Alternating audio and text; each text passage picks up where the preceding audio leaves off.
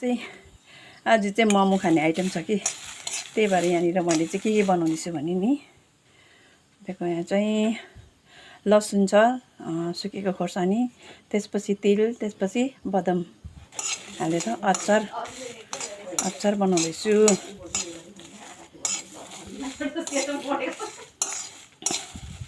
अचारको लागि मैले चाहिँ फ्राई गर्दैछु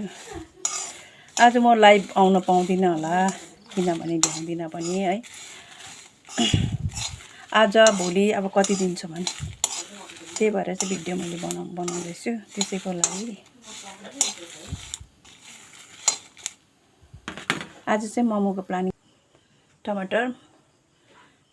उसिन्दैछु टमाटर उसिनेको चाहिँ अचार दामी हुन्छ नि त टेस्टी हुन्छ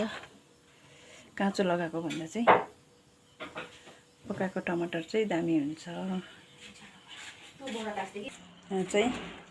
इस्कुस तास्दैछ अनि बन्दाकोपी यहाँ चाहिँ ग्रेड बनाएर यहाँ लगाउँदैछ अलिअलि स्टार्टिङ हुँदैछ भर्खर मोमोको आइटम म चाहिँ अब पिठो गुन्ने हो पिठो गुनेर चाहिँ